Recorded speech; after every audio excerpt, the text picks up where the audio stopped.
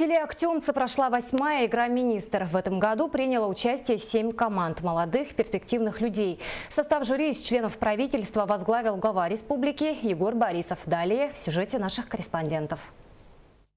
Главной целью игры является выявление талантливых молодых людей до 35 лет, которые способны предложить идеи и проекты для развития республики. Мы живем в богатом крае.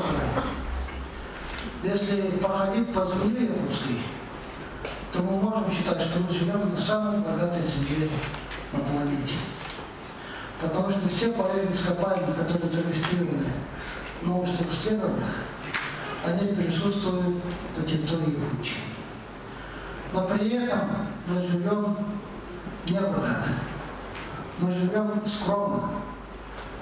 Мы иногда даже живем в очень сложных, притесненных, некомфортных условиях. То есть наша цель – создать в ближайшее время такие условия, чтобы мы жили достойной жизнью.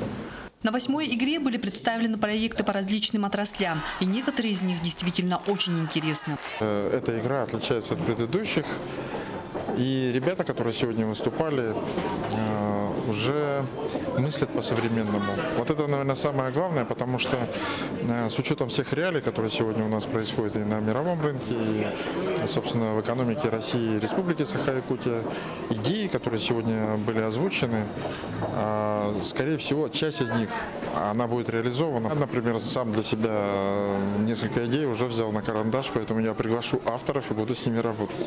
В своем выступлении Егор Афанасьевич привел конкретные примеры, когда участники игры начали свой профессиональный рост именно благодаря этой игре. Это первый заместитель правительства Павел Маринычев, министр сельского хозяйства Петр Алексеев, министр транспорта Семен Винокуров и другие. Игра «Министр» доказала свою эффективность и известна уже за пределами республики. В регионах Дальнего Востока наблюдается кадровый голод. И это вполне очевидно и в органах управления, ну и вообще в целом не только региона, но и муниципальных образований. Это очень действенный, очень классный механизм. На самом деле молодежное правительство Республики Саха-Якутия традиционно является лидером в России по количеству трудоустройств молодежи, по уровню кадрового роста. В итоге трехдневного напряженного интеллектуального труда победу одержала команда «Оранжевый спектр». Победители получили из рук руководителя республики сертификаты на приобретение спортивных велосипедов, за 2-е место беговых дорожек, 3-е велотренажеров. Саргалана Ильина, Федор Тарасов, НВК Саха, Хангаласский улус.